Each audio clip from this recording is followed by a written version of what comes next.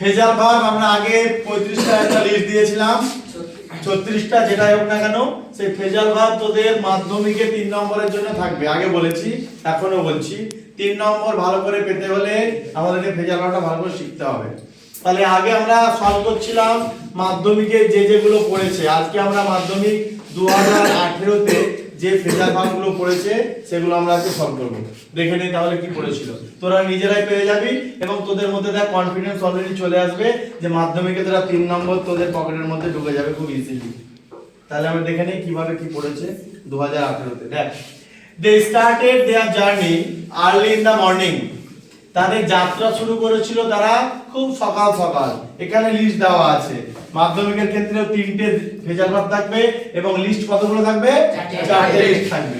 4টের মধ্যে একটা বাদ যাবে অপশন এবং বাকিগুলো আমাদের করতে হবে। তাহলে প্রথমটা দেখি, they started their journey. তাদের যাত্রা শুরু করেছিল তারা খুব সকালবেলায়। কোন যাত্রা শুরু করা, তাহলে কোনটা হবে? Set out. দেখ, অনেকে আমাদের কনফিউশন থাকে, একটা সেট আউট হয় একটা সেট ইন হয়, দুটোই শুরু করা। সেট ইন মানে শুরু করা, সেট আউট মানে শুরু করা। কিন্তু তার মধ্যে পার্থক্য হচ্ছে যে সেট আউট হয় কোন জার্নির ক্ষেত্রে, কোন যাত্রা। তুই বাড়ি থেকে কলকাতা যাচ্ছিস, যাত্রা শুরু করছিস, তাহলে এই ক্ষেত্রে হবে সেট আউট।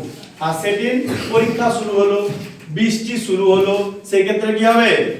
সেট ইন, আরম্ভ হওয়া কোনো কিছু, তাহলে সেট ইন। তাহলে এখানে জার্নির কথা বলছে কি বলছে না? বলছে। তাহলে কি হবে? Set out.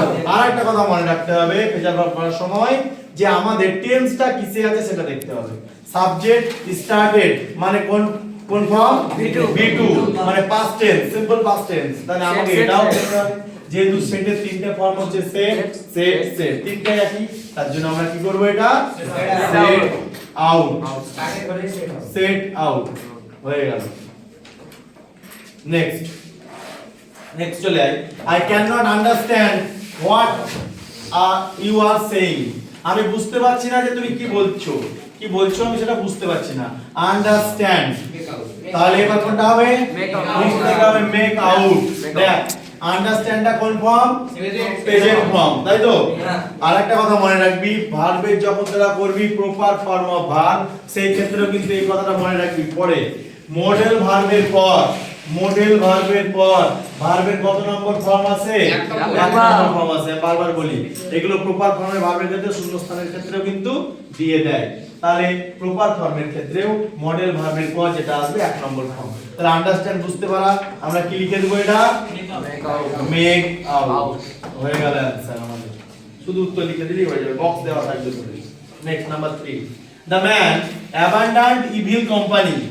মানুষটি অ্যাবান্ডন্ড মানে ত্যাগ করা, অ্যাবান্ডন্ড মানে ত্যাগ করা, ইভিল কোম্পানি মানে খারাপ সঙ্গী যারা, তাদের সঙ্গ ত্যাগ করেছিল।